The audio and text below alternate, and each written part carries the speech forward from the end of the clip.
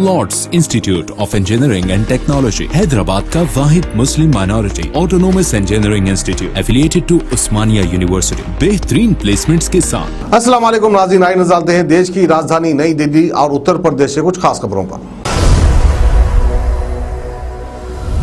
अफगानिस्तान पर तालिबान के कब्जे के बाद दिल्ली में रह रहे अफगानी मूल के लोगों ने अपनी वजूद के लिए संघर्ष शुरू कर दिया है। पिछले कुछ सालों से दिल्ली में रह रहे 21,000 से ज़्यादा लोगों ने 60% बचे लोगों को शरणार्थी का दर्जा देने, दीर्घकालिक वीज़ा या तीसरे देशों में जाने के लिए सपोर्ट लेटर जल्द दिलवाने की मांग की है। अफगानिस्तान के मौजूदा हालात को देखते हुए सपोर्ट लेटर का दर्जा देने के साथ बच्चों और युवाओं की एजुकेशन और हेल्थ फैसिलिटी देने की मांग के समर्थन में प्रदर्शन किया। वसंत विहार के शरणार्थियों के लिए संयुक्त राष्ट्र उच्चायुक्त के सामने महिलाएं पुरुषों के हाथों में पोस्टर तो जुम्बा पर वजूद की मांग उठती दिखी। मांगों की सुनवाई होने तक ऐसे ही अपनी मांगों के समर्थन में आगे भी प्रदर्शन जारी रखने की तैयारी है।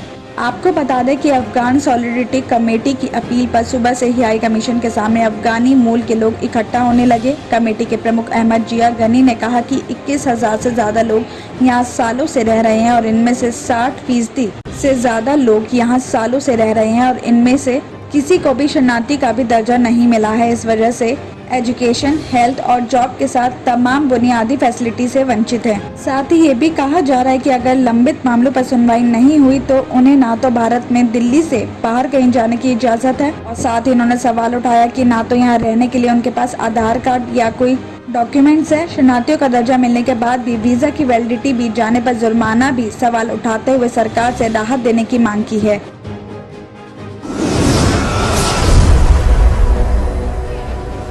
गुरुग्राम के राजेंद्र पार्क थाना इलाके में मंगलवार यानी आज सुबह उस टाइम सनसनी मच गई जब एक सनकी शख्स ने अपनी बहू और किराएदारों के साथ कुल 4 लोगों की हत्या कर दी। वहीं किराएदार की एक बच्ची घायल है जिसका इलाज हॉस्पिटल में चल रहा है। आरोपी ने अपने किराएदार के परिवार के 4 लोगों पर जानलेवा हमला किया जिसमें 3 की मौत हो गई तो वहीं उसने अपनी बहू को भी मौत की नींद सुला दिया। इस घटना को अंजाम देने के बाद सनकी शख्स खुद थाने पहुंचा और सारी घटना के बारे में पुलिस को बताया। पुलिस ने आरोपी को गिरफ्तार करके मौके पर जांच भी शुरू कर दी है।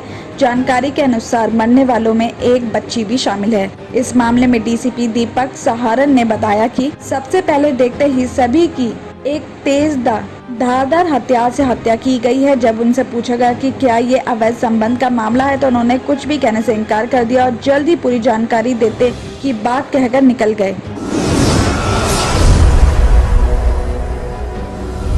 उत्तर प्रदेश के गाजियाबाद जिले में 12th क्लास के स्टूडेंट ने सोमवार को फांसी लगाकर अपनी हत्या कर ली। स्टूडेंट ने मौत से पहले डायरी में सुसाइड नोट भी लिखा है। दुर्गा एन्क्लेव के रहने वाले संजय त्यागी नोएडा की एक आईटी कंपनी में जॉब करते और उनकी बेटी नंदिनी ने इस साल 12th पास की थी जबकि बेटा आदित्य 10th क्लास में है। नंद ने सोमवार सुबह कमरे में फांसी लगाकर आत्महत्या कर ली। घर वालों ने देखा तो उसे फंदे से उतारकर आनन फानन में हॉस्पिटल लेकर जहां उसे मृत घोषित कर दिया गया। खबर मिलने पर पुलिस हॉस्पिटल पहुंची और बॉडी को कब्जे में ले लिया लेकिन घर वालों ने बॉडी का पोस्टमार्टम कराने से मना कर दिया। पुलिस के मुताबिक बताया जा रहा है कि नंदिनी ने रविवार को गूगल पर सर्च किया था कि नींद की कितनी गोलियां खाने से मौत हो सकती है। पिता संजय ने रविवार रात नंदिनी का मोबाइल देखा तो वो चौंक गए थे। इसके बाद उन्होंने पत्नी के साथ दोनों बच्चों की काउंसलिंग भी की। इस पर नंदिनी ने ऐसा ना करने का भरोसा भी दिया था लेकिन सुबह होते ही फंदा लगाकर आत्महत्या कर ली। घर वालों को मौके से डायरी में लिखा सुसाइड नोट भी मिला जिसमें स्टूडेंट ने माफी मांगते हुए लिखा कि सॉरी मम्मी पापा, जैसा वो चाहते थे वैसा नहीं बन सकी।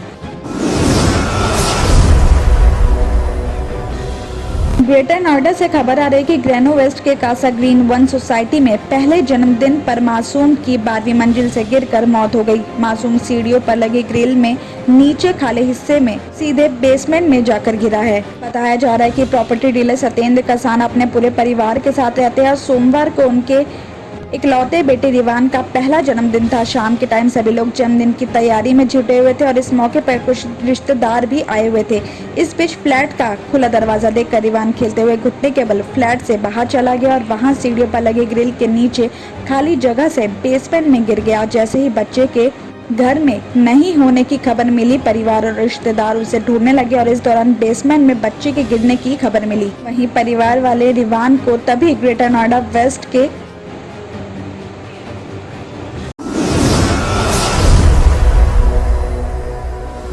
A1 टाउनशिप की एक और नई पेशकश। जहांगीर पीर दरगाह से 2 किलोमीटर पहले मल्टीनेशनल कंपनीज के करीब, जो कि बिल्कुल आबादी से लगा हुआ, बेंगलोर हाईवे से सिर्फ 5.5 किलोमीटर, बीटी रोड से लगा हुआ, तमाम डेवलपमेंट के साथ 5,50,000 में 100 गज का प्लॉट। A1 टाउनशिप में आपका ये छोटा सा इन्वेस्टमेंट आपका और आपके बच्चों का मुस्तकबिल बदल सकता है। आज ही तशरीफ लाएं और A1 टाउनशिप के इस प्रोजेक्ट से फायदा उठाएं। Office at pillar number 235, opposite fisheries department, Rajendra Nagar, Hyderabad.